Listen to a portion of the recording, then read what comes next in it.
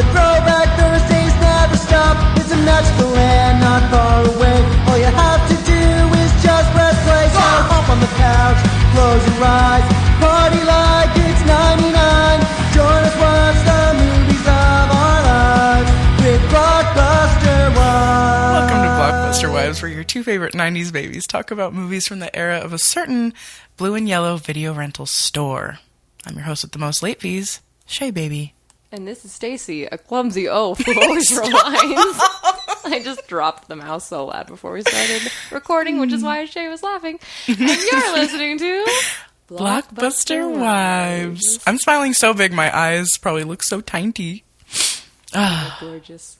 I love y'all, and I love you, my wife. Yeah, the vibes are right. We're having a fun Monday night. Yeah, we are. We just danced to Whenever We're Meant to Be Together after Stacy made us a gorgeous din-din. Yeah, it's like a top 10 song for me. Yeah, probably. Every time anything Shakira comes on, I'm like, Stacy. Her album Laundry Service, I was obsessed So good. She's so dope. But anyway, welcome to the fourth and final installment of Ann April, you guys. It really flew by. It truly did. I think probably because I'd seen most of these movies before, except for Ever After, of course. If you haven't listened, check out our last episode of Ever After. And speaking of flying by, I was thinking about how long I've known Anna, and I thought maybe I should be talking about how she and I met and why we're still friends and how she became so close with us, you know, to the podcast, and why she's such a very important element of, you know, kind of the beginning of our pod. It's true. So the first time I ever saw Anna, I still remember the first moment I ever saw her. I was in 6th grade, I believe, and there was this like band concert, and we were sitting in the podium, and I was just like looking down, and there was this like angel of music who was like holding this like dope ass blue bass, and she had really long straight black hair, and she was Silky, just like gorgeous, literally thick, flowing, literally so gorge. And she was just like, she just like flipped her hair back, and she started playing like perfect fucking bass, and I was like, who the fuck is this rock star? And then she took a comb out of her fucking pocket, started combing her hair in between breaks where she wasn't playing, and I was like, holy shit. Like my Wayne's World dream come to life. I was like, wow, okay. So that was the first time I ever saw Anna. And then I don't think we ever talked in middle school, but like she was always like the cool cat who like played bass and like everyone knew. She was 1 or 2 years ahead of us. 1. Okay. But it felt like she was like 7 years older because she just seemed so far ahead of the game. And then in high school, I joined marching band, and she was also in marching band, and I was like, oh shit, it's Anna Leitner. Also, her name, Anna Leitner. Amazing. The coolest fucking name I've ever heard. The rock star name. Like, what the fuck? Like, it matches perfectly with like who she is, what she does. And yeah, I don't really remember how we started being cool. I'm pretty sure I just like went up to her and I was like, I know you. Because that's kind of my move, I guess. That's my go-to. I know you. I know. Like, so scary. But I'm pretty sure I just told her that I knew who she was. And then we started hanging out. And I remember people being like, wait, you hang out with Anna? Because she was very selective and very cool. And like, people didn't just hang out with her. She had to like choose you like you're a fucking rare Pokemon. And I don't know why I got chosen, but... Because you're awesome. Thanks. You should probably saw your rendition of Don't Cha and was mesmerized. Well, that was the next year after that. Oh, darn.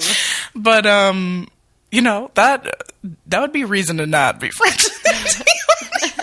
No, I'm sure it was stunning, captivating, gorgeous. When did we talk about that? The first I think episode a of Ann couple April? episodes ago. Okay, so just listen to every episode and you'll understand all of our inside jokes. Yeah, memorize them, okay? Okay, you have a quiz next week. You're Anyway, not busy. we should do a fucking Blockbuster Wives quiz. Should we? Yes! I think we might be saddened by the results.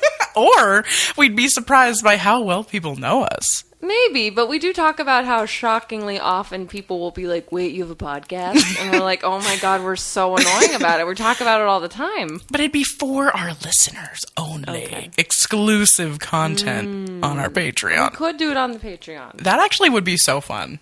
Okay, we'll talk about that. But anyway, So, yeah, I got chosen. I was one of the chosen ones. And, like, so many of my big firsts, like, you know, the quintessential coming of age shit all came from her. Like, the first time I ever snuck out of my house, the first time I ever fucking smoked, the first time I still maintain that she was there the first time I was drunk. She says she wasn't, but I swear to God, she was in that group when I got drunk for the first time. I know, Anna, you're listening to this and you're like, no, the fuck I wasn't. I still believe that you were, okay? Or your bloody ghost was there. Yeah. But regardless, like, so many of my the first time I ever lit a joint, or not a joint, the first time I ever lit a pipe by myself, I was with fucking Anna. And I want to tell the story of the first time I ever got high. I don't think I've told this. I don't think you have either, where you went through a little singe. No, that was the first time I lit the pipe, though. And she was there for that for sure. But I'll tell the story of the first time I ever got high. So it was the last day of band camp my junior year. So I was 16. And everyone, like, that hung out with Anna, they all knew that I had never smoked before because they, you know, dallied in it. And I was just like, I've never smoked. And they're like, aw, you're cute, basically. Mm-hmm. So then on the last day of band camp, Anna walked up to me and she's like, tell your mom you're sleeping over at my house tonight. And I was like, okay, because I was like, sleepover. Right, like, wow. And she's like, I'm picking you up at 7. And I was like, sick, okay, cool, because we had never had a sleepover before, so I was stoked. So I, like, packed a bag. I told my mom. She was like, okay, hee, because she liked when I hung out with older kids because she's like, oh, like, maybe she'll be more involved in band. Maybe she'll be more responsible. I feel like band kids were welcome. I feel like in other circumstances that's a bad thing, but in band it's like, no, that'll make you Take more them under your wing. Yeah. And boy, was she wrong. Bad influence express. But it was amazing. The best, worst influence. So she picked me up, and I remember, like, driving, thinking we were going back to her house, and I was like, wait, so this is where you live? And she's like, no. So I realized where we're going, and we're going to our friend Alan's house, or his parents' house, and I was like, why are we going to Alan's house? And she's like, get out, bitch. And I was like, huh? So I walk in to Alan's house. He has, like, a pretty big house, and I walked into the backyard where there's, like, a really cool pool, and, like, it was really nice. And then I get there, and I'm seeing everyone that's showing up, and they're each showing up with not only a different thing to smoke out of, each person has a different bag of fast food. Ooh. So literally, there was, like, an apple to smoke out of. There was, like, a water bong. Wow. There were joints. There were, like, everything that you could imagine. It was a potluck. Wow! Got him! That was brilliant. And yes, it was my first potluck. And all I remember, because I was so fucking gonzo burrito, because I smoked out of everything you could possibly imagine, all I remember is swimming in the pool, thinking that I was getting chased by a shark. Oh no. Scary. I remember, like, going underwater and then, like, flipping my head trying to be sexy for everybody, trying to be sexy for my friends. And everyone was kind of, like, laughing at me, like, what are you doing? I'm so glad that I wasn't on, like, Laguna Beach for this shit, because watching it back would be horrifying. Mm-hmm. And then it's like, skip ahead to the next morning. I wake up by an adult yelling at me. Uh-oh. And I was like, huh? And then I hear, like, a bunch of crinkle sounds, and I wake up next to the homie Jeremy, and he and I were just, like, on this fucking beanbag. We didn't, like, hook up or anything. But we're on this fucking beanbag chair, and I'm like, what's this crinkle sound? And I look down. We are on top of a sea of Uncrustables wrappers. Oh, wow. And it was like, I'm, like, trying to get up, but I'm slipping. And I think Anna and I just, like, ran out, hopped in her whip. And who was yelling at you? Alan's dad. Oh, so this was not sanctioned. I don't even remember the circumstances, because I always thought that no one was home, but I guess, like, his dad was home, but his, like, mom came home and she was mad, so then the dad was... I honestly don't remember at all. All I knew, like, all these kids in my mind were all, like, Pippi Longstocking, and they just didn't have parents, and, like, they could do whatever the fuck they wanted and had, like, endless bank accounts. That wasn't true, but, like, that's how I saw it. Very Laguna Beach. Yeah, but anyway, so all I'm trying to say is, yeah, Anna and I have been friends for a really long time. We have lots of memes together, and yeah, we just, after I graduated, we kind of lost touch, and then we came back together, and we're still homies now, and I'm just really grateful for her, and she's just been so supportive of the pod. And I know we've brought it up a million times, but like the first Shrek Fest would have never happened if it wasn't for her. Yeah, she let us stay with her for free. She drove us around, picked us up from the airport, took us to Shrek Fest, handled our gear, took photos, took video. Incredible. Yeah, it was actually so unbelievable, and we were so lucky and so #blessed to have her in our life. So thank you, Anna. We love you so much. And at some point, we're going to have a little interview with her on the pod. So stay tuned for that. She's had a chance to listen to all the episodes. Yeah, but yeah, we'll have a little interview with her so you guys can hear from her perspective, her meeting me, her meeting Stacy, what all of these movies mean to her. And yeah, it'll be really great. So again, thank you, Anna. We love you so much, and we really appreciate you. Talk to you. Our special chat. Special chat. We love special chats. That's all we do. These are all just special chats. Exactly. And I'm going to chat about her last pick, which is Harriet the Spy. Oh, let's go. I'll land us into some corporate bullshit. Corporate bullshit. Some bullshit. This week's Corporate Bullshit is brought to you by Skintegrity. Skintegrity is a love child of London the SD, who got her start in the spa industry in 2010, starting as a concierge and eventually getting promoted to management.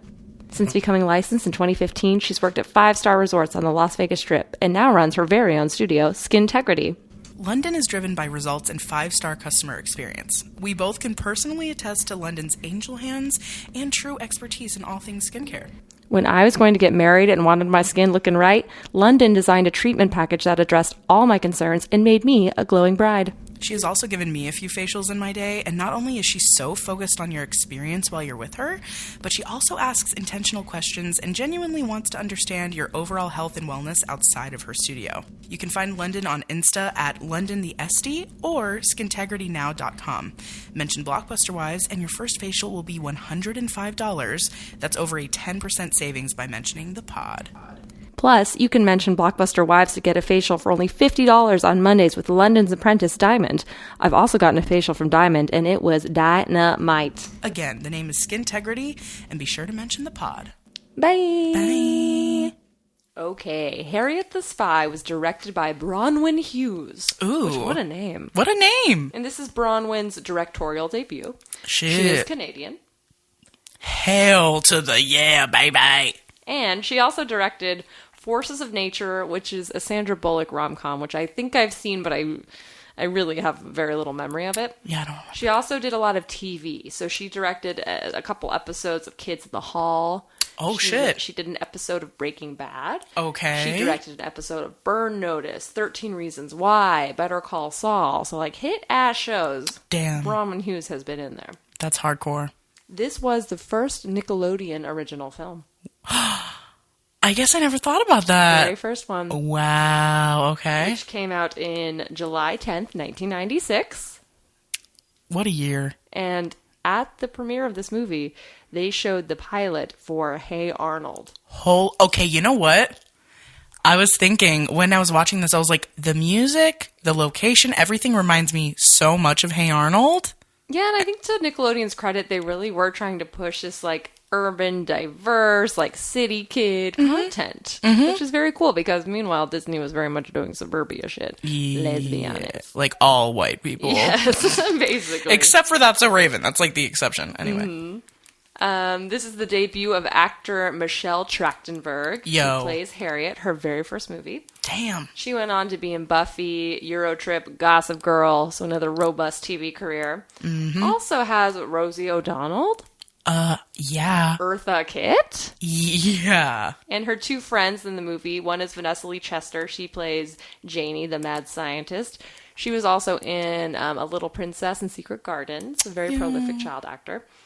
And then, did you recognize Sport? Hell yeah, I recognize Sport. I fucking love him. Smith. Xenon, baby. That's right. That's what I was going to bring up. He plays the love interest in Xenon. He looks so tiny in this movie. He's adorable. This must have been one of his first, too, huh? Yeah, and Xenon didn't come out that much later, so I was like, wow, kids grow like weeds, you know? It's wild. But yeah, that great cast. I forgot Eartha Kitt was in it. When I saw her, I was Me like, too. ah!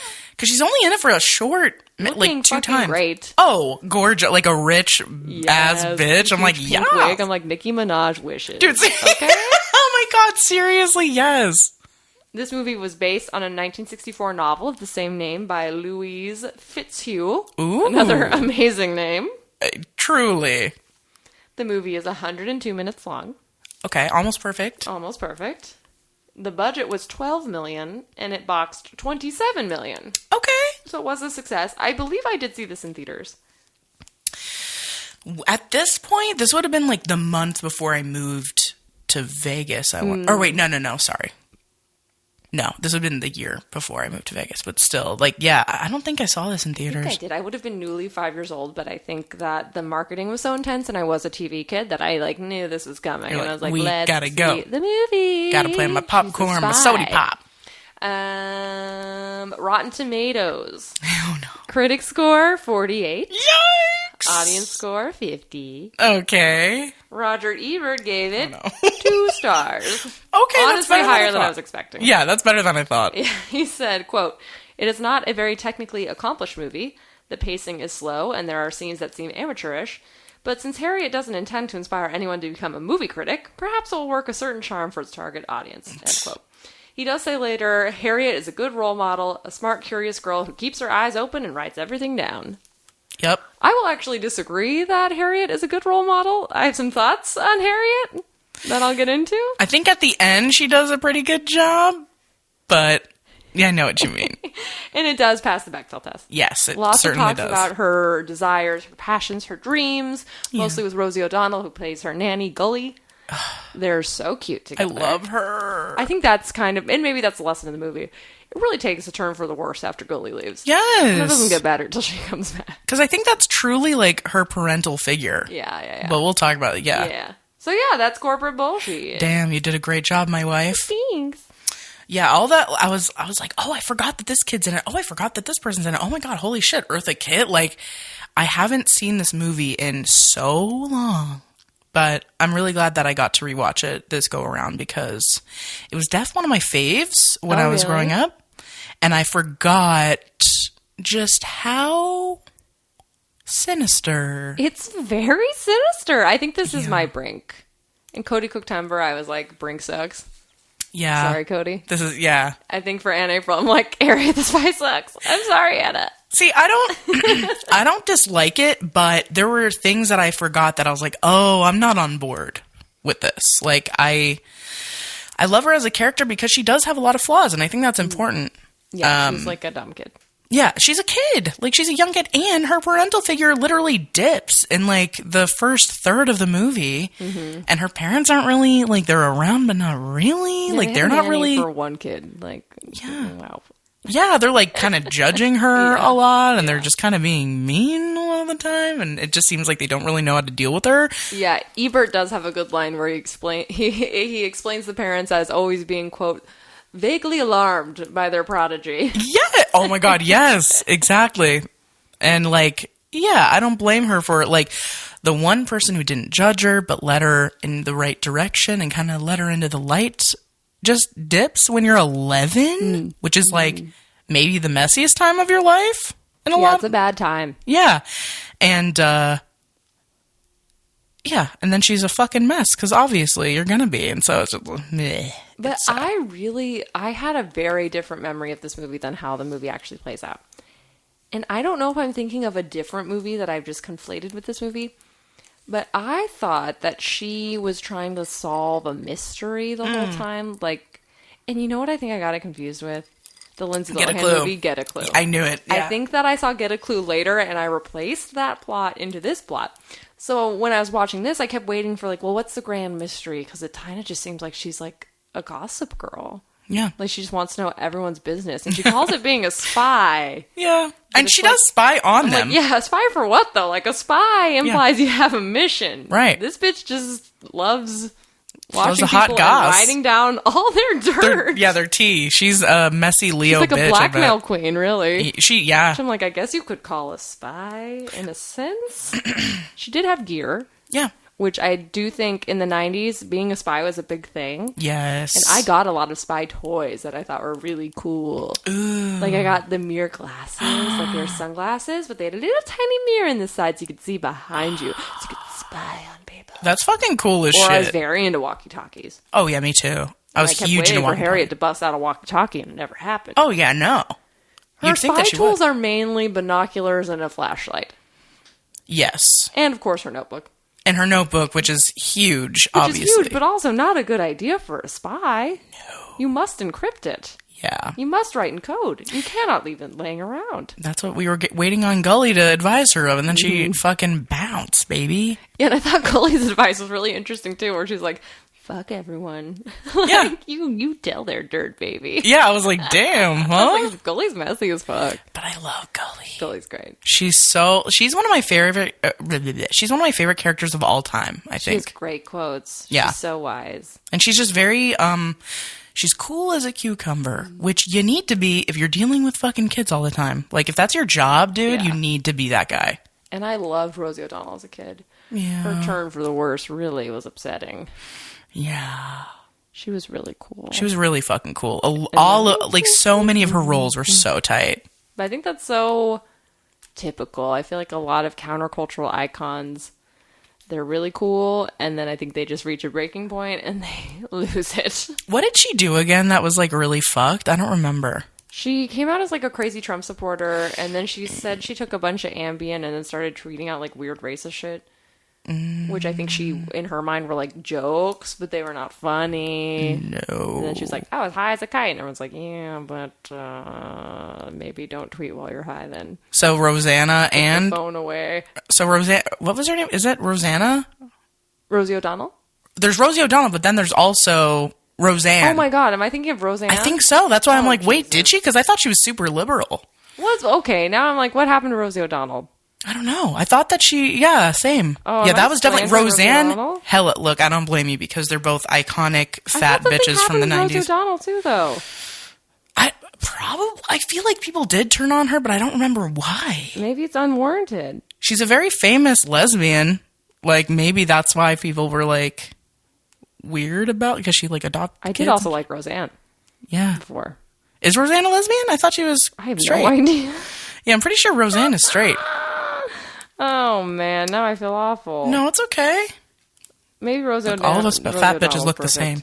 No, I'm just kidding. Anyway, ignore everything she said. Rosie O'Donnell rules. I am unaware of any controversy. No, it's all good. Like, I don't blame you for thinking that because they do look similar and they're the same, like, age range and they have very similar names. And their pictures now, like, I'm looking at their pictures, they do look similar. I know I'm they like, do. Oh, no. They really do. And they have very similar names and they were both, again, like the fat, funny bitches from the 90s. So. There is a list of the 10 worst things Rosie O'Donnell has ever Oh, no. said. Oh, no. What are they? What's number one? Oh, man, they're very long. 'Cause I don't know. I don't want to go through it. Anyway, Okay. do your own Well- research. Don't listen to anything we say. We don't know what we're talking about. No, it's all good. I was just like, wait, was there something I don't know about Rosie O'Donnell? Because I remember about Roseanne. She is a crazy ass bitch. Rosie O'Donnell, stay tuned. We haven't quite. We don't know. We don't quite know. It's a big question mark. But there was a time I remember where people were being like, fuck Rosie O'Donnell. And I didn't know if it was just because she was like fat and people like wanted to make fun of her. Or Trump, when he was like, fuck her, she's the worst. And it's like, what did she do to you? I'm like, what? But I think, yeah, that's why I know she's like super liberal. And so she like talks about a lot of that shit and people don't like, I honestly don't even remember. But anyway, she's great in this fucking movie and she's great in a lot of other movies. We covered A League of Her Own as well and she was fucking perfect in that. I just love her. And at this time period, her movies are like immaculate. But yeah, my first literal note is Gully's the coolest. Gully is the coolest. And well, Gully doesn't show up for a little while. Yeah. Because my first note, and this might be why I got off to a bad start with the movie. Yeah. Justice for Leash Kids. Dude. Harriet is in the supermarket. Kids. And she is roasting everybody, like being so rude. She's so rude and she has to be a Leo. Like, I'm sorry. She's such a gossipy. So rude. And she sees the kid on the leash. She's like, Wow, look at this fucking loser, basically. Yeah, she basically is like, what a fucking freak. And, y'all, I was a leash kid, so I didn't take too kindly to this talk. It's also like, whatever parents feel like they need to do to like keep their kid from being kidnapped, like, I was sorry. a fucking idiot. I probably would have, I don't even think it was that. I think it's like I probably would have ran right into traffic, and that would have been the end of me. I didn't know you were a leash kid. Yeah, I was. I don't blame you for having a foul taste in your mouth after you hear You don't fucking know me, Harriet. You just like picture yourself with You the don't leash. know me, Harriet. Oh, How no. dare you judge me? How dare she, honestly. Yes. I love the line, au revoir, Monsieur Soleil. I'm like, okay, Addams family. Yes. Harriet reminded me a lot of Becca in that she likes journaling and doing daily surveys. Oh my Did you notice God. that? True. She's like daily poll question, and our friend Becca does daily poll questions. She does. I was like, wow, that's so cute. They're both curious. That I liked about Harriet. Me too. Didn't like her leash kid judgment. Yeah, well, she was just really judgy of everybody doing anything, honestly. I was like, whoa. Like, I didn't remember her being so messy. Yeah, I thought she was like a detective, essentially, Yeah. or like a spy. And I was like, wow, she lives to talk shit. She's a spy, but like a gossip columnist spy, honestly. Spy for the sake of talking shit. I will say this, though. She really wasn't planning on spreading it. Like, this really was for her own messiness. And I will say, like, if someone... Was it, though? Because she did say she wanted to write it all in a memoir. I don't remember her saying that she would write all of that in a memoir. I know she said she wanted to write one. But I don't know if she wanted to write all, like, people's business in a memoir. I thought she was writing it down with the intention of using it, which she fucking does at the end. She does it at the... Okay, I will... You know what? I will say, I don't blame her, because when you're a child and you have no power, and you're being literally attacked by everyone around you, of course you are going to be as vicious as possible to get them off your back. I will give her that. She was vicious before they attacked her. The reason they attacked her is because they found out. But she was vicious privately. She was talking mad She was shit vicious privately, in her though. book. That's like, I will say, I will give her that credit, because she was literally, this was, in my opinion, I think this was all just for her own, like, she was like, this is practice for when I become an adult and I'm going to become, like, whatever the fuck she wants to be. She was writing it all in her journal. Someone stole it and read it out loud to everyone. And then they all started viciously bullying her. So, of course, she's like, and for a while she didn't do shit. And then once she was like fully fucking attacked, that's when she was just like, fine, if that's the way you want it, I don't blame her for that. I would do the same fucking thing. But the attacks where they said she smelled, and then she goes fucking sicko mode on everything. No, there was so much more than that. There really wasn't. Yeah, there was. What was there? Yeah, they like they stalked her on their bikes, and they were fucking scaring the shit out of her. Oh, the spy catching clubhouse. They they made a whole club to be like, fuck you, we fucking hate you. They covered her in fucking paint, like Harry style. Weird. You're right. The paint. That scene I did not care for at all. Yeah, and then It she had was weird sexual assault overtones that I did not like. Yeah, and she was completely isolated by herself, which, again, like, I don't blame the kids for being like, fuck you, you wrote hella mean shit. But when you look at it as an adult, like, overlooking the whole situation, it's like, because we have wisdom and kinder eyes, and because we all kind of did that shit, and we've all talked shit. Like, let's not any of us act like we're angels here. We've all talked shit. And when you're a child and you're writing things in your private journal where it literally says private in huge capital letters, another child takes it, reads it out loud to everyone, your deepest, darkest shit, like your deepest thoughts, and then you have no one to talk to, like, you're gonna be vicious. And she wasn't even vicious until they all started ganging up, literally made a group, a hate group. A spy catching, what did they call it? Spy catching club or Yeah, something? like, yeah. And that's why it's funny that they're like, yeah, she is a spy. They call her a spy, which I was like, interesting. I'm like, you are? But you're not. You don't have one sole purpose. You're just like, this is, I don't even know. She's just a gossip Callie. But yeah, I don't think she would have gone sicko mode if Goalie was around. Mm-hmm.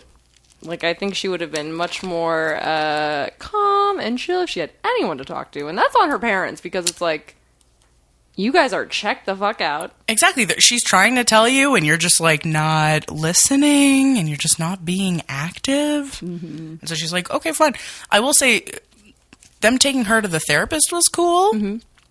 And he seemed tight, but even then, like, they didn't talk about anything. No, she was just like, give me that notebook. He was just like, here's your notebook. I'm going to give it to you, and you can write while you're here. That notebook. But we know a couple people whose journals were read out loud. Yeah, me specifically, there was a time... I didn't know if you wanted to talk about it. Oh, I'll talk about it. I won't give all the deets, but basically I was in like a weird love triangle in high school with an adult man. Gross. And I was very isolated from a lot of people because I didn't know who to talk to about it. And of course I talked to like Stacy, Becca, Jamie, like all my besties, but no one could understand because no one else was like in that position except for me. And even if they were in the position, when you're a kid, you feel like no one can understand. Even if people are like, no, I do understand. You're like, no, you don't. Yeah, it's like, no, you don't. You're not in my exact situation with these exact people. Never. And so I had a Zanga, if you guys remember what that fucking is. And it's basically like an online private blog. You can make it private or you can make it public. Mine was private. And I wrote all accounts from this like quote unquote relationship, love triangle, whatever the fuck you want to call it. And I was truly like venting and like naming, like I really am a natural born storyteller because I was like, it was like paragraphs of like, and then he said this and she replied in this way and then da da da da da. And I shared it with one mutual friend that acted like she was on my team and on my side. And she printed out these pages. Not only, and here's the thing, I don't know if she showed it to the other girl that was in this love triangle and then that girl decided to spread them around, but all I know is one day I showed up to the band room and everyone had all these papers and it was all my fucking private words. Book shit. And it was some mean girl shit. It was really crazy. And so like after that, like people fucking hated me. And that's when some of my best friends who I didn't realize were my new best friends showed up, like my best friend Farah and other friends that like, I was like, oh my God, thank God.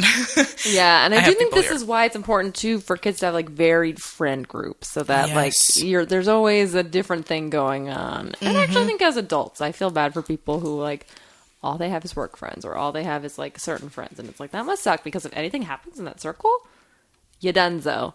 Yeah, I think this was the time where I learned, like, you know what? There's different friend groups for different situations in your life that, like, you know, we're all multifaceted and we all contain multitudes, as Stacy and I like to say. And, like, not every, like, person will give you everything you need in your life. Like, you need multiple different people to give you different things because otherwise it's like a lot of pressure to put everything on one person. Yeah, and if something goes wrong, then you're fucked. But you luckily had like other people to turn to who weren't involved in the shit and like were, you know, wouldn't judge you. And they weren't my friends until that happened. And they were like, we heard what happened. That's fucked up. And I was like, oh my God. Maybe And they saw Harriet the Spy and they're like, yeah, they're like, not today. Cool. Or Mean Girls, not cool. Yeah, Regina, no, and genuinely. don't Oh man, whenever I talk about that, I get really flustered because it was such a crazy time in my fucking life, and like I'll never forget how that felt.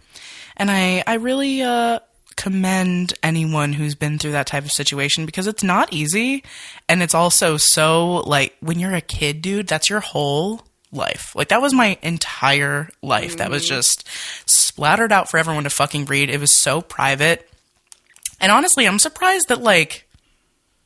Authorities didn't get involved or something. Like they didn't. I don't know how. Maybe didn't trickle up to the right people.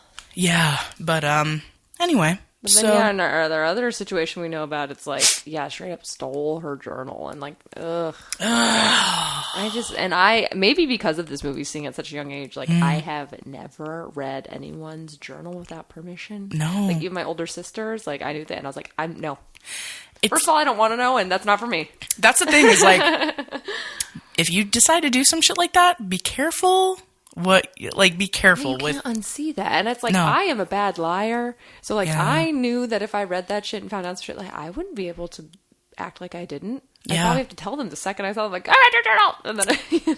And honestly, that's the reason why I've never really gone through like a partner's phone because I've genuinely been scared to like look through and like, yeah. It is a violation of privacy. It's like we all, and I think it's hard now, but it's like we all kind of do expect at some level that no one will know everything we're thinking and doing. Yeah. It's honestly, it's like so, If you decide to do some shit like that, read your partner's phone, read somebody's journal, blah, blah, blah. Just be careful what you wish for because you'll never be able to unsee it. You'll never see them the same way, even if it's nothing like bad, even if it's in a good way. You'll just never see them the way that you did before knowing any of the shit. So Yeah, it's like, it's a great gift that we can't read each other's thoughts, okay? It's Dude. a good thing. that's why when anyone's like, would you want to read people's thoughts? I'm like, fuck. No. No, that is a Thank superpower you. I never want ever because I would just be miserable Ooh, all yeah. the time. Yeah, it'd be terrible. So thank God we don't do that. Yeah. Anyway. Very real situation. And that kind of is the heart of the movie. Yeah. It's not so much like her spying, it's this social upheaval that comes. Yeah. And she frames it, and Goalie kind of frames it, which I thought was interesting, as like, you have to pick between being a spy and being liked. Yeah, like, what does she say at the end? Like, she's like, well, here's the facts. Like, here's what the reality is. Mm-hmm. Here's what you did. Yeah, and she's like, you could either be true to yourself as a writer and keep doing this, and you might have to apologize sometimes, and people might not like you, or, like, you have to stop doing it. And here's like, I'm never gonna stop doing this. And she does it. Right. And I guess she, like, does it in a less messy way. But not really. I feel like she kind of ups it because, and this was also a really weird thing. So skipping ahead to the ending scene. I'm going to my notes because I can't even remember. The resolution of this movie is interesting because, like, everyone is mad at her. She seeks her revenge, which includes cutting off someone's ponytail That was fucked. and telling someone that her dad doesn't love her. That was disgusting. I was like, holy cow! Wow! Yep. That is truly the result of making someone blow up. Like, she fucking So blew the dark, fuck up so and it was dark. harsh. So dark. And then she apologizes to, like, her two besties. I think. Yeah. She goes to each of their houses and apologizes. It's unclear if the boy hears. I think he hears her. He does, because they're both at the other end of the door when she says, like, Yeah. I'm so sorry. They hear her, and then they're just like, whatever. And so they are kind of moving on. But the real resolution comes. They're in class. And it's already been established that the 6th grade president gets to write the school newspaper. And I do think that this is a school where it's like kindergarten to 6th grade. Yeah. So I think they're like the oldest kids, even though they're kind of like running the school. Yeah.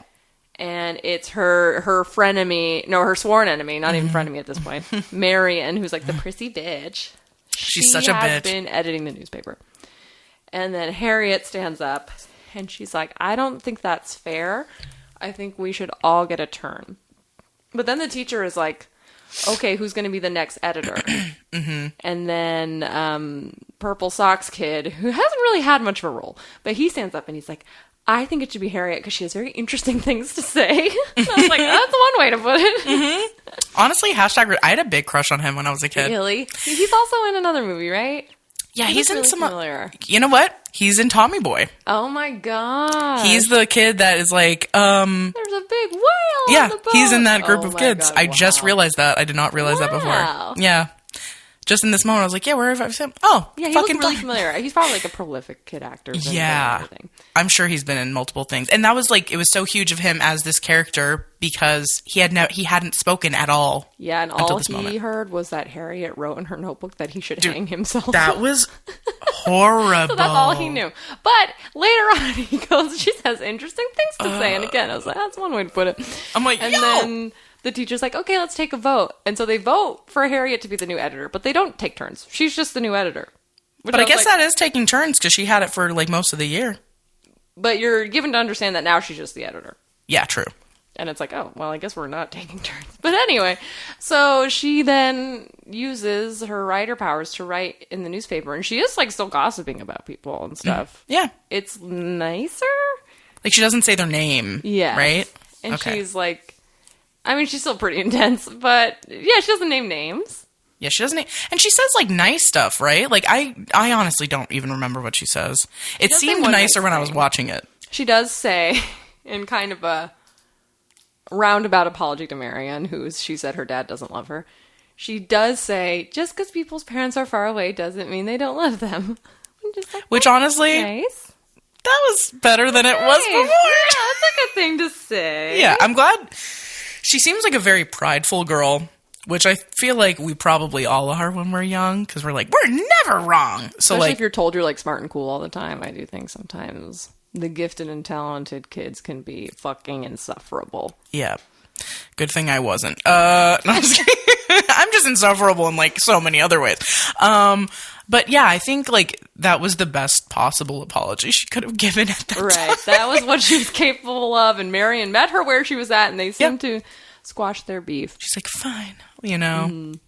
That's what it seemed like. Anyway. Yeah, I just really wasn't expecting the spy element to be like gossip columnist. Yeah, I thought I got it totally confused, and I thought she was like spying for a greater good, or like to right or wrong or something. Or, you know, like there was like something she was working towards. Yes, I know what you mean, because I kind of whenever I think of spy, I'm thinking, okay, there is a mission. There's a hiccup. There's something lost in the matrix, and someone has to find it, or someone has to figure out who done it. Like there's usually a who done it type sitch, which I guess in the like vegetable thief thing, but no, it's because she was spying on them first, and then she was like, "Oh, he's a thief," which wasn't even true. Yikes!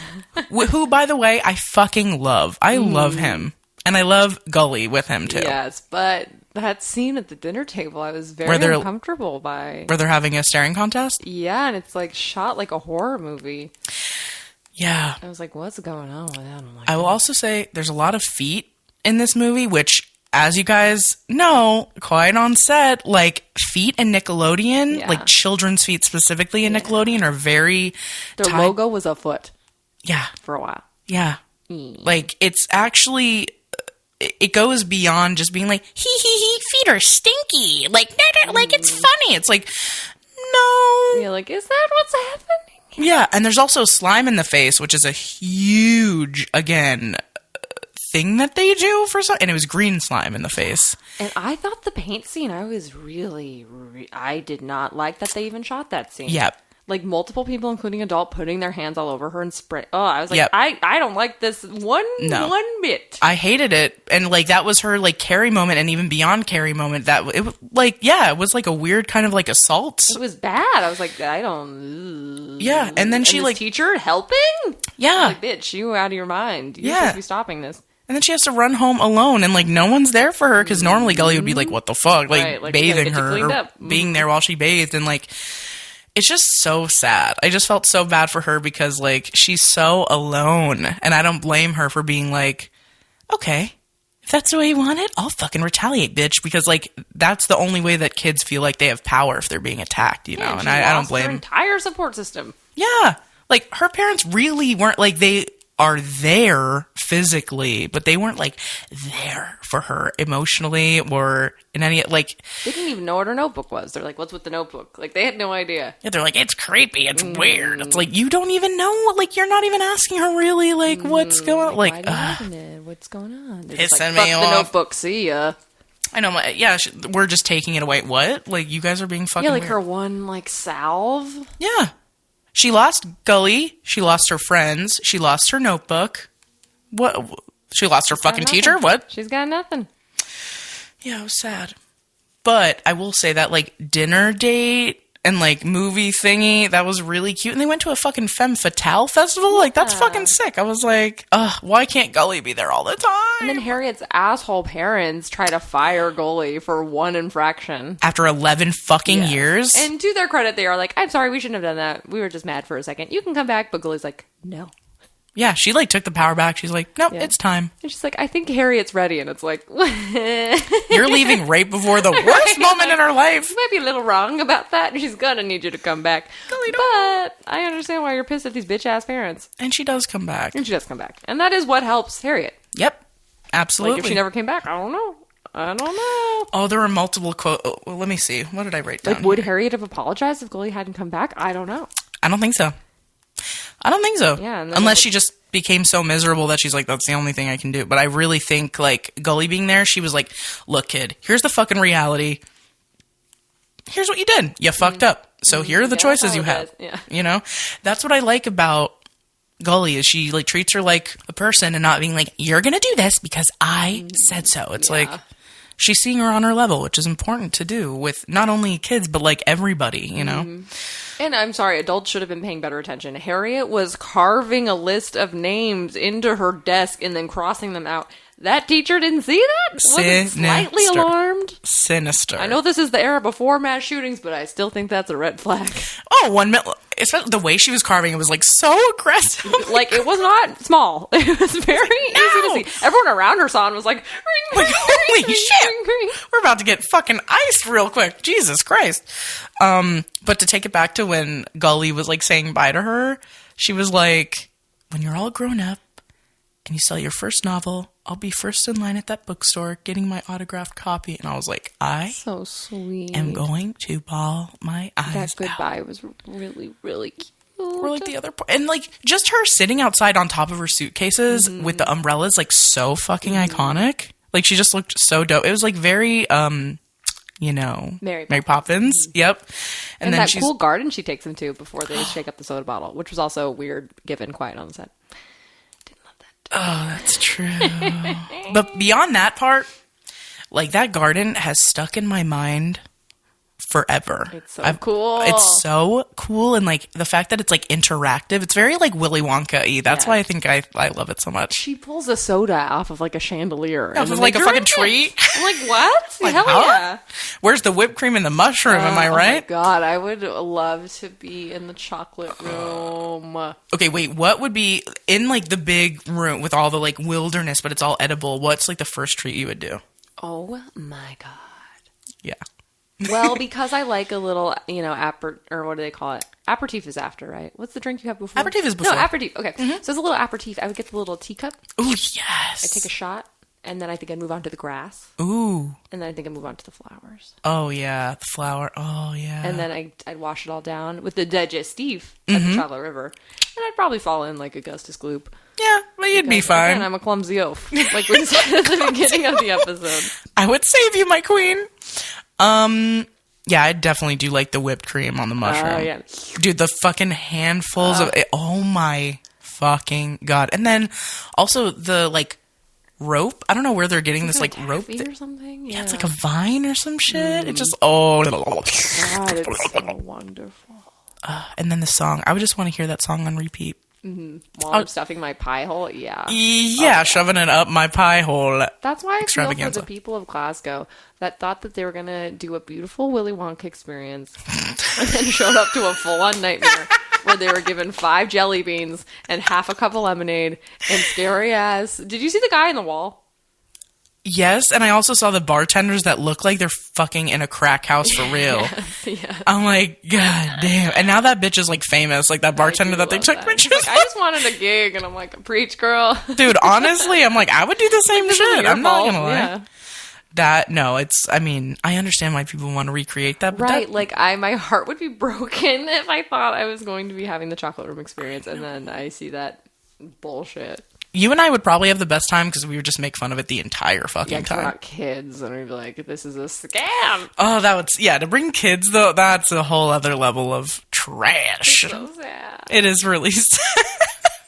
What were we talking about? Oh, the garden. Oh, yeah. The beautiful garden. Oh, that garden is so cool. I do really like the fact that they're, like talking about their dreams. I think that's really cute, and I think it's really important to talk to kids about their dreams and let them know that they're totally a reality, like they could be. So it was cute to hear what they all wanted out of life. They are all vaguely alarmed by Harriet. Yeah, they're like, just because she's like drinking the whole fucking thing. It's like, Harriet, I'm gonna know everything. It's like, like all right. And I love Gully's just like, oh, all right, here she goes. All right, keep drinking it. Like she's just backing her up, which honestly, respect. But go Gully. Yeah, I love her so much. And then I loved the scenes of like the girl to woman, the boy to man videos because dude, we all had to watch those shits and they sucked. And they didn't tell us jack shit about what actually is happening in our bodies. Watching sport not be able to pay made me so sad. Oh my God. And it reminded me of Saltburn because that exact move was used in Saltburn. Oh, you dropped this, mate. Yeah. Same fucking thing. I'm like, okay. Yeah, and he's like doing all the chores. And he's like, my dad's taking one of his daytime naps. I'm like, I know. Alcoholic vibes. Yeah. They never said it, but... I was confused. Why was she breaking into Eartha Kitt's house? I think just Just to spy. Yeah, I don't remember a specific reason, but what a house to break into. Yeah, and the dumbwaiter, hell yeah. Dude, that was so cool. I have to say, I was shook that she full on says the R word. Yeah, she does. I wrote that down too. I'm like, R word? Didn't think that was going to happen on Nickelodeon. Yeah, I was like, wow. I also wasn't expecting an Oppenheimer reference. I know. But Janie's like, the Oppenheimer. And I was like, what? I'm like, damn, Janie. She also was in the movie, the Disney Channel original movie, Stepsister from Planet Weird as well. Oh. Janie. I remember that movie. Yep. And Sport was also in one of my favorite fucking movies of all time, Small Fucking Soldiers, bruh. Wasn't that movie kind of gnarly? Yeah, I haven't seen it in a long time. I would love to cover it on the pod because it was one of my favorite movies growing up, and I would love to see, like... how it's come along. Yeah. Actually, you know what? We'll probably have to have Hazen on for that because my little bro, that was, like, our movie that we used to watch all the time. So, shouts out to Hazen. Oh, yeah, and Eartha Kitt's pink wig. Just like, she looked so cool. I also wrote bumper tag is essentially tackle football. Yeah. Never heard of bumper tag before. You? I don't want to play it. What were like some of your favorite games to play in that capacity as a kid? I definitely loved hide and seek Me too. much. I loved like relay races. Yeah. Like fast. Oh yeah. Were you a tetherball girl? Were you a tetherball girl? Not really. We played a lot of soccer at my school. Oh, okay. That was like the cool thing to do. There was a big Foursquare phase, though. I was going to say, I did a lot of Foursquare. I did some double dutch. Some girls taught me double dutch as a kid. Jump roping. Yep. We had, oh my God, I'm remembering this. Do you remember the jump ropes with like the little plastic thing? That hurt the shit out of you? They fuck up your shit? They whipped your shit? Yeah. Yikes. I was like, Dude, I completely forgot about those until just now. That's so funny. The fact that they said that Harriet smells, that's like the worst thing you can be told when you're a kid. She goes into the bathroom and I'm like, I wrote, she's washing herself. This is so fucking sad. It's so sad. I did that too. I remember kids said that I was like fat and smelly when I was in like middle school, and that really killed me. Like, I remember that feeling where you're like, it's like an emergency. Yeah, and it like feels you like deep in your bones to think that people think you smell. It's like a weird primal like it is. fear. Yeah, it's like, okay, so I'm not like, no one wants to be around me, you know? It's sad as fuck. It really is so sad. Dude, one of the best comebacks when I was a kid was when Marion was like, what did you do with your notebook or something? And then Harriet's like, I don't know, Marion, have you looked up your butt? And I was like, damn. That's really funny. Oh, yeah, that's when they're having their confrontation. I was surprised she was just letting him read that journal, though. I was like, girl, snatch that shit away. I wrote that, too. I was like, she didn't even try to grab it. Do not let her keep going. Maybe she just knew there were too many people that would have. But still, I would have tried to grab that shit. Hell yeah. I love when Gully says, you're a true individual, and that makes people nervous. Yeah. Such a good line. It's true. And then I thought Sport had a great line, where he said, you can't be my friend if you can't be my friend. Dude, yeah, I was like bars. That shit went hard. Like, tell her, Sport, she can't do that to you. Exactly. And I'm glad her friends especially are like, dude, you wrote shitty stuff about me. Like, if you think these things about me, then fucking tell me. Which is why I was dying laughing that, and I wrote this. Very interesting that the lesson they take from her shit talking is she has interesting things to say. Yeah. I was like, that's so funny. Yeah, because it's like, like what she's writing about, like some of her experiments freak me out. Like, I understand her saying that. And I think anyone would be like, yeah. She might be a nutcase. Yeah, she might, like, but the fact that she was like, she'll either end up a genius or a nutcase. Like, that was fucked, dude. Or being like, he's so poor that I was like, oh my God. Yeah, I'm like, okay, just because you're a privileged ass bitch who grew up with a nanny, like, fuck off. Oh. But yeah, I wrote, like, they're literally torturing her, dude, which I think is really true. They really, like, they fucked up, especially with the paint. Like, the paint was bad. Yeah, that was bad. That was really, really bad.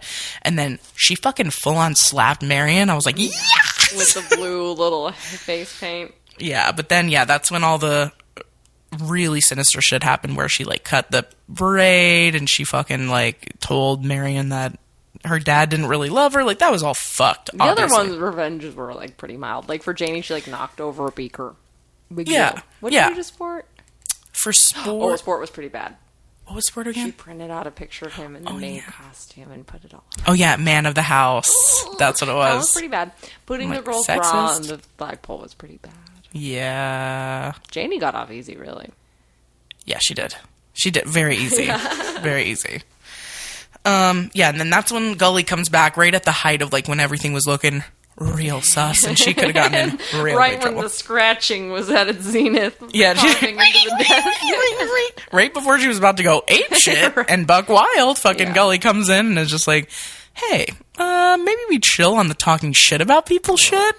Maybe? You need to stop. You know? All right. And she's like, damn, You need to right. apologize. And then, yeah, that's when she becomes class president, and then things seem a little, they're fizzling out. They're like, we're kids, and we made dumb mistakes, and I apologize to everyone, and blah, blah, blah. And now people support my shit talking. Exactly. Especially not naming names. That's like a big thing in the journalism world, right? Like, in those instances, maybe you shouldn't say names unless you get permission. Yeah. I don't know. But the most iconic scene, I think, from the whole movie is the last scene, where they do the class play thingy, and they're all like, get up off of that thing. Mm-hmm. It was my first time hearing James Brown, I want to say. Mm-hmm. And then they do stink bomb it. They do. Yep.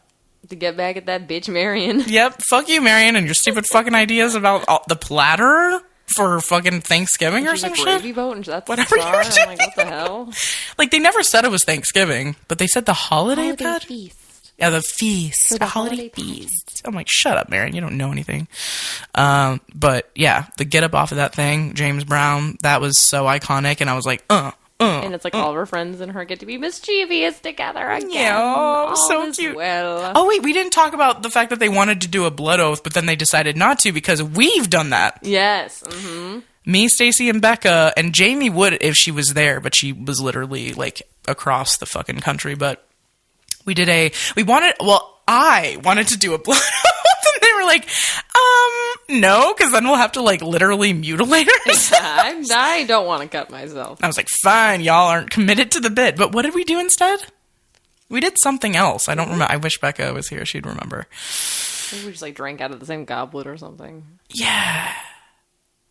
Damn, I wish. honestly did try to do the blood oath, though, but all we had was a paperclip, and we're like, that's not going to work. You know what? Yeah, I will. Yeah, we did. We try. were not prepared to take a knife to our feet. I think that I was down for that, but I'm also a fucking freak. So I'm like, no. anything I for don't my like being in pain, actually. like, no thanks. I don't want to cut myself open. I want Thanks. to live. Well, finger cuts, I hate them because they pulse. Yeah, they do. Like, They're tough. When I was a kid, and you had to take blood, they would take it out of your finger. Do you remember that? When they did what? Like, when you were little and they had to get, like, blood, they would take it out of your finger. Yes. So they'd prick your finger and then squeeze all the blood out. They still do that when you donate blood, just to check your... Oh, yeah, that's right. Yeah, but I remember when I was a kid and I had to do it, I was like, ugh. Like, I hated it so much because it felt like it just bled forever and it would be like... Yeah, and if you think about it, it's like a finger is small, so when they make the incision or whatever, that's like a big part of that body part. 20% of my fingy. Exactly. So it's like, that's like cutting like a third of my leg and being Basically. like, get over it. It's like, no, I'm not going to get over it, thanks. But especially hands, because you use them all the time and everything stings for some reason. Uh-huh. Everything that you touch is either sticky or stingy. Why? Why? Everything. You're like, you have the wrong shit surrounding your life. Why is everything in your life stingy? I can't. I haven't had that particular I just have journey. jam. My phone isn't sticky or stingy, but maybe yours is. You're not doing what I be doing on the daily. You're not living right. I just have like strawberry jam smeared everywhere in my life. Anyway, Like Pooh Bear, just honey everywhere. I was on your side. I just went too hard. I just went too hard in the paint. I took it too far. But We anyway, can all agree that finger pricks suck. yes. And that's what matters. And on that note, no, Put that but in your newspaper, Harriet. but yeah, just to tie it all up, I did really like the movie, but there was a lot about it that I forgot, and it was way more sinister, way more sad than I could have remembered, and also, yeah, like pretty disturbing at some points. Like the paint scene was really disturbing, and the blood oath thing. They decided not to do a blood oath, but one of them like drew on their bare foot, and then they were pressing their feet together, and then they couldn't wash that foot because they couldn't wash off the print or whatever. That was all very, unfortunately, like quiet on set coded. Yeah. Which I did look it up. Dan Schneider reportedly did not have anything to do with this movie, but let's be honest, he was not the only one. Yeah, he's not This is the... a cultural problem, so that was disturbing. And maybe that did make everything seem a little bit more sinister, but I just thought some of the shots were like shots you'd see in a horror movie. Like, Absolutely. really up close, distended, like, very long and weird. Yeah, like, I mean, the staring contest is a very, like, 90s thing for some reason, and it's, like, super, like, you'd expect a staring contest maybe in a 90s kid movie, but not with an adult and not as intense as it looked. Right, not a fully grown adult man and a little girl, and... Yeah, it was pretty fucking weird. Like, I don't believe there were any sexual tones between the two of them. Like, I don't think he had that intention as a character. However, like, as an audience member and especially as an adult when you're watching it, you're like, this is really weirdly inappropriate. You don't like to see a grown man trying to intimidate a small girl Ever. for any reason. Yeah, even for play or whatever. Like, that's fucking weird. Yeah, it's like, it's not a game. And then even at the end when they're like begging her to go to the movie, Harriet as a kid is like holding on to Gully's leg and being like, let's go. And then he gets like down and like his face is right up against her, also hugging Gully's leg, and he's like, please, Gully, please. And I'm like, no, get the fuck up. No, there are some weird elements in these movies that are just like, when we cover any kids movies that have like actual child stars in them, there's gonna be some fucking weirdness, unfortunately, because Hollywood is fucking weird. And like, Stacy and I have stood on business about this, that like, maybe child actors shouldn't exist. Yeah. Question mark, you know? At least hire them up like several years older. Yeah. It was just like what Law and Order does. Like, yeah. If they have like a 13-year-old character, that kid's 18, they just look young. Totally. You know? And I think that's a much safer way to do it. And there's enough older kids that look hella fucking young that you could make it work, you know? And maybe if it's like kids that are too young where adults don't look like them, or like older teenagers don't look like them, maybe they shouldn't be doing a show about it or whatever. Don't show that weird ass content. Yeah, okay. But on that note, I really did like a lot of it. Gully was my favorite part of the whole thing, her and Harriet together. And then also Harriet and her two besties, that they were really cute and they really loved each other, and you could tell. But yeah, I'm glad that we watched it, because childhood me would have wanted us to watch it, so I'm glad that we did. Yeah, and I got to separate it from Get a Clue. Yes, which also we have to cover, because I fucking love that movie so I remember much. really liking that one, and I saw that one multiple times. We gotta do it. We gotta do a Lindsay Lohan month or something. Oh, yeah. That's what we should do. Hell yeah. Anyway, are we ready for trivia, my special queen? treat. Anna has prepared this week's trivia as well, just like last week. Hell so I'm going to yeah. pull it up, and then Shea and I are going to switch places. Hold, please.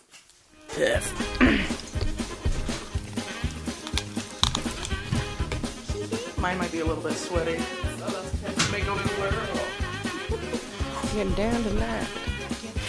In front of the kids? I just In looked front down. of the kids? I don't even remember what I wrote there. Okay, wait. Well, I guess I don't know how to do this, do I? What do you mean? Gotta know how to press record.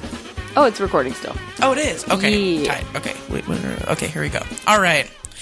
Question It's number like you don't one. know how to What'd you say? read. You're like, I don't know how to read. I'm like, no, I don't. How do Thanks I so do much. this again? I just memorized all of my notes. In the opening scene, Harriet's first 3 observations are fill in the blank. 1. Boys with blank. Boys with hair. Yes. Ringlets. This is again. I think this is why Harriet and I got off to a bad start. She sees some Orthodox Jewish guys, and she's like ringlets, And you're like, and then please? she's a heavier person, and she's like fats, She's like, stop. and then leash kid, Yeah, man with blank. ringlets. No, they're just all ringlets. Yeah, boys with ringlets. Man with A donk and a tattoo. a Jay gave me a big ol' hint. All that was noted here was a tattoo. But you know what? I'll give it to you. And then girl on a... Leash. Yes, nailed it. Justice for leash Justice kid. for leash kid. 2. Harriet, Sport, and Janie wanted to be blood buddies, but settled for secret foot tattoos because it was less painful. What was the tattoo of? I actually did not know this. It was like a little person, and it was supposed to be like the goddess of Vishnu or something. Like, it was a very arcane reference, in my opinion. Yeah, I'm going to give it to you. It's Nanomichi, the god of storm and thunder. I would not have known that, honestly. Classic. Marion Hawthorne, that snotty little witch. Upon her first entrance in the movie, Harriet, Sport, and Janie pretend to have adverse physical reactions to her presence. Janie says, "Good Lord, it's the dreaded Hawthorne effect." Does that sound familiar? The Hawthorne effect is a real term. What is it? I don't know. I didn't know that either. is requiring outside knowledge.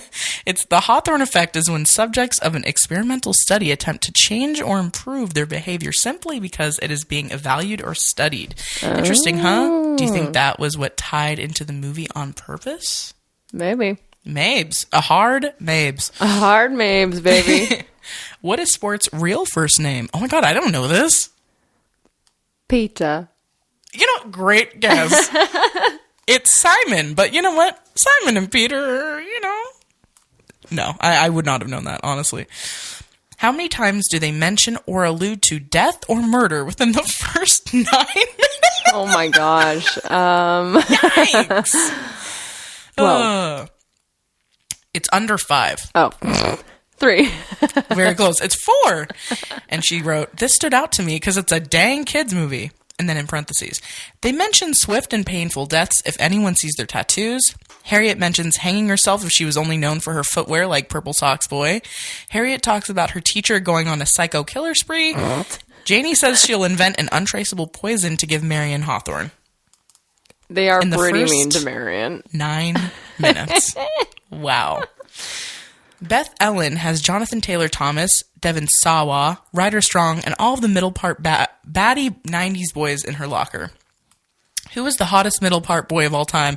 Doesn't have to be pictured in the locker scene of the movie. Oh, and she has an answer. Okay. We know who it is. And if you want to, we already Leonardo talked DiCaprio. No, but we already talked about his movie earlier. You said this is my Brink. Oh, Do you remember his name? give me one moment. Okay, you'll get it. It's like a French ass name. Von Detten. Yeah, Eric Von Detten. Nice. Nailed it. And honestly, I agree. He's definitely up there for me. Oh, yeah. Middle part hotties. Mm-hmm. What does Harriet take for lunch every day? Oh, a tomato and mayonnaise sandwich, which sounds pretty good. It sounds like it claps, especially if you do like the salt and pepper, Maybe the I'll have that tomato. tomorrow. Fuck yeah. A little butter, too. Ooh, a little butter on the, yeah. All right, next. People who love work, love life. Harrison Withers loves both. Curiously, Harrison lives for his cats, but his work is for the birds. What is Harrison Withers' work? Is this the crazy cat guy?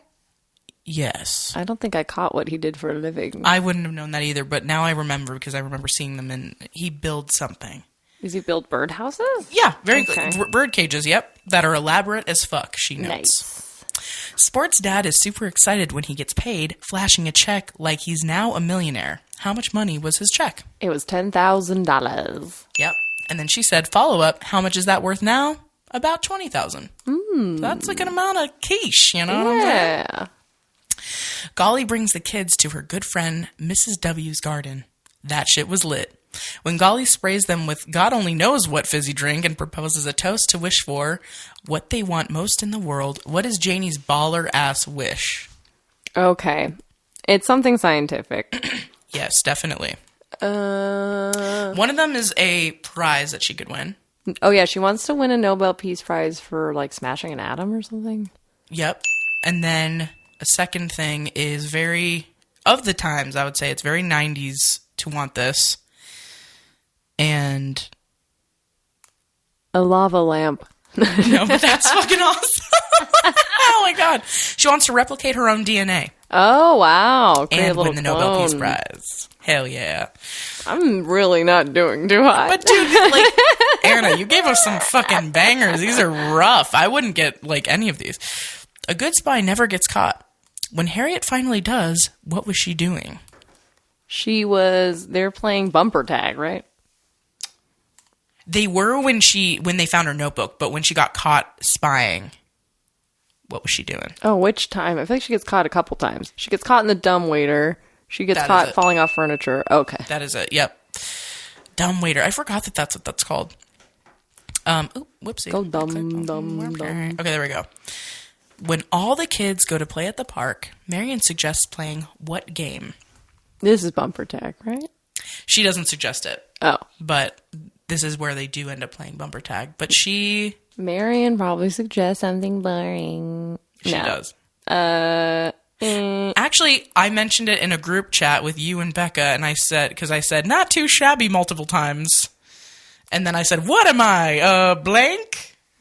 Oh, yeah, she wants to play car salesman. Which She's I was like, Buy the Low-key, Volvo. that might be kind of fun, but what a bizarre suggestion. Yeah, she goes, buy the Volvo, where Marion can play the dealer and the kids can be couples looking for a sassy yet affordable family vehicle. So weird. Fight? Marion's a freak, okay? Nerd alert. I'm going to shove her in my locker. I've said that so many times on this podcast. What do the kids in the Spy Catchers Club do to antagonize Harriet? So they bang pots and pans when she goes by. They say she smells, and they cover her in blue paint. Yep. And then she said, yeah, they chase her around on skates while screaming and banging on hubcaps, trash can lids, and pans. Jesus, can you think of anything more terrifying? Where are the parents? Huh? Where are the adults who Yeah. are just like, no, this is fine? Truly, where are any of the parents? Question mark. And lastly, at the end of the movie, Harriet writes in her newspaper that certain high-ranking officials of a certain secret club had better blank themselves in a hurry. As a reporter, she believes blank is a difficult but not impossible process. What is she referring to? She says de-dorkify them, which I'm Yeah. like, she's still roasting them. Yeah, she goes de-dorkification. Mm-hmm. Nailed it. I do remember that word because it's a great word. I completely forgot about that, but that's incredible, and that is a word that I probably used as a child, honestly, after seeing this movie. But, I mean, you did great given the circumstances. These were Given the pressure I've been under. Yeah, dude, these are so crazy hard. Anna, you killed it. Like, I don't know if anyone would have gotten these. The Eric Von Ditten, though, the fact that you knew that. Well, you gave me a big hint of Brink. But still, the fact that you knew what his name is great. And she wrote Eric Von Ditten, by the way. Adoy. Adoy. But yeah, so thank you so much for your questions. And now I have a, wait, should we switch positions or should I just? No, might as well stay here, I guess. Okay.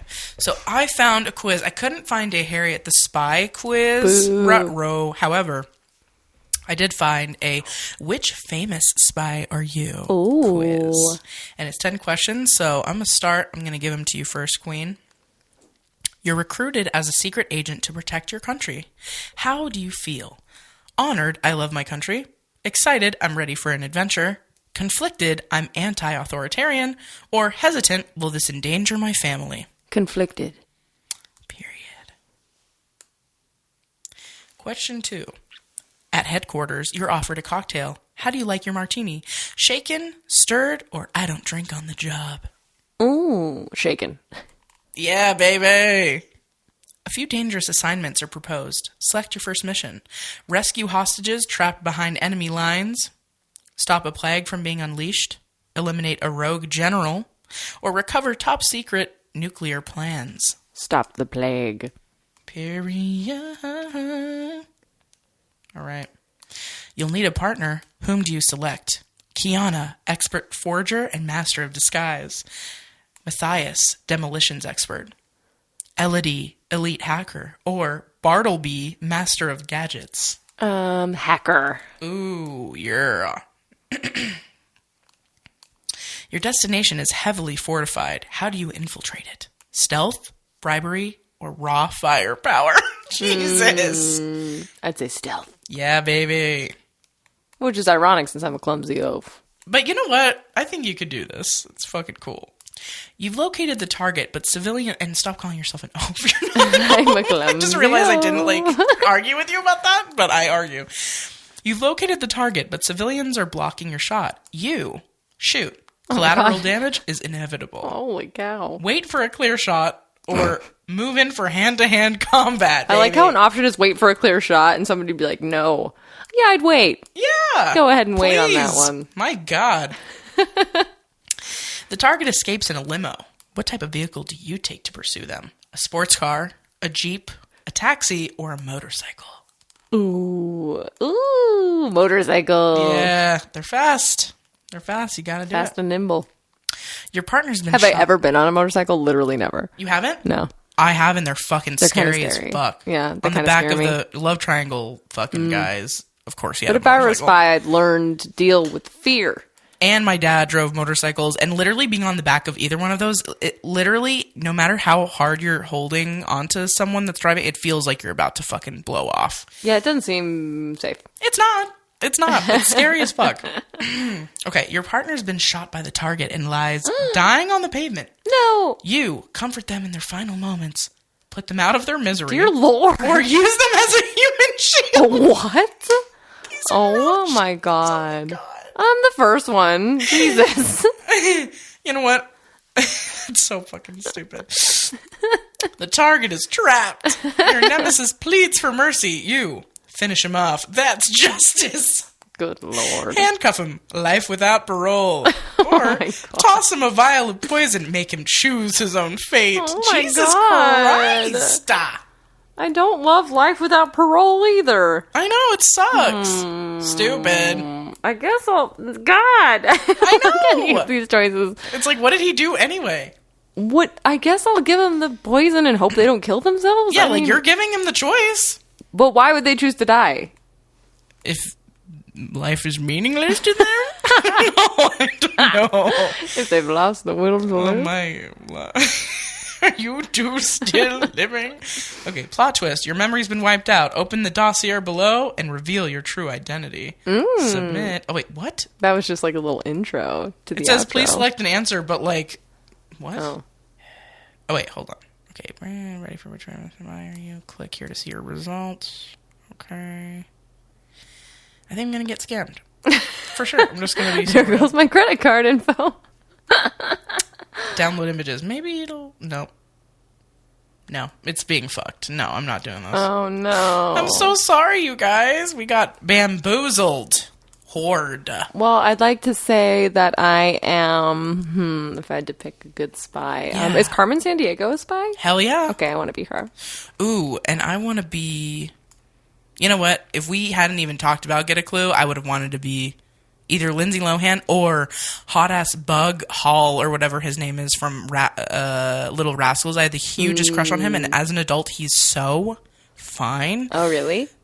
Yeah. Let me look it up. Brent and I Bug looked from it Little up. Rascals? Brent and I looked him up, and he has not only a dick piercing, he has a dick tattoo, dude. That's a little much. What's his name? Not for me. His name is Bug Hall. Bug Paul? Bug Hall. Like Bug. Okay. B-U-G. Bug Paul. Rarest now. name I've ever heard.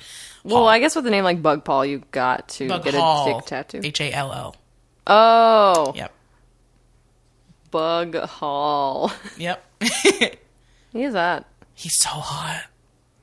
Wow, what a fan. He was, what's his name? Yeah. What is Alfalfa. Alfalfa. Dang. We have to cover Little Rascals because that was my literal favorite movie as a child. Oh, yeah, he really grew into his ears. Great He's smile. fine as hell. So I you know what? I would choose him because he was like a New Yorker and he's like, no, like we can't do that. But then he like hardcore helps her out. Mm-hmm. So Nice. he's cool as Good fuck. choice. Or you know what? No. I'm switching my answer. Chris Farley in Beverly Hills Ninja. Ooh. He's a ninja, but he's also a fucking spy. Yeah. So I'm choosing him. Although, gotta shout out Bug Hall because he's super fine. Anyway, well, we love you guys so much. It feels weird to be on opposite sides. I know. Huh? I'm like, so this is how the other half lives. Yeah, I'm telling you.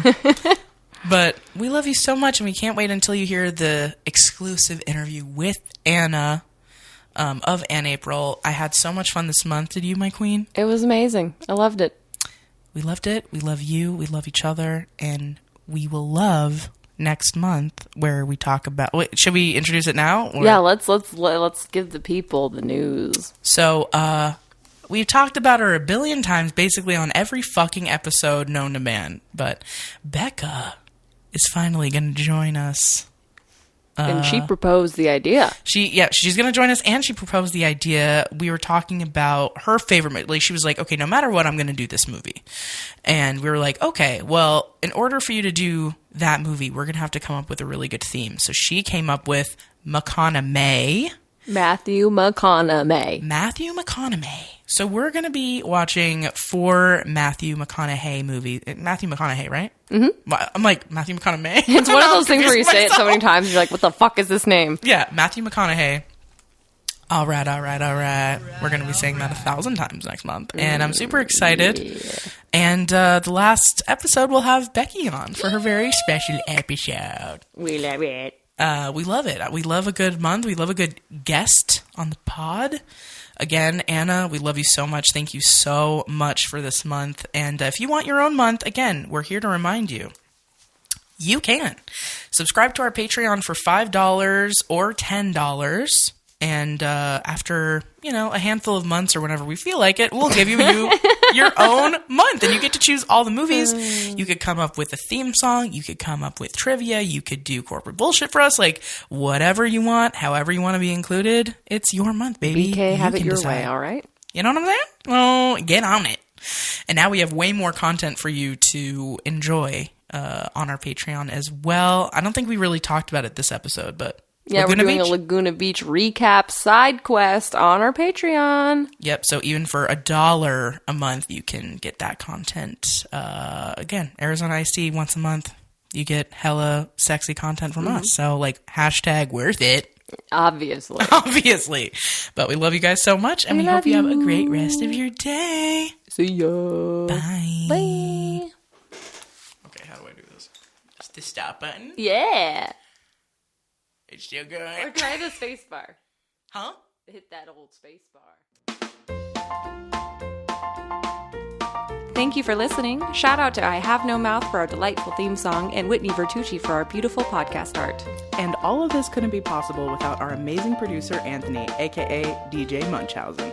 If you have questions for us or would like to advertise with us, please email us at blockbusterwives@gmail.com and please join our Patreon for exclusive bonus content. As always, please rate, subscribe, and tell all your friends about us. We love you! Are you gonna go be some other kid's nanny now? And love them more than you? Never. Remember, in my life, in this world, there will always only be one Harriet. Now get back to work. You've lost nearly an entire day on your notebook. Doesn't matter. It doesn't matter? Did I hear you say it doesn't matter? Because I thought I heard you say it doesn't matter, but Harriet wouldn't say that, would she? Now, come on. Just because you're on your own doesn't mean the world stops turning, or that there are no more fascinating people to observe and fill your notebooks with. That's your job, Harriet. That's your job for life. And when you're all grown up and you sell your first novel, I'll be first in line at that bookstore, getting my autographed copy.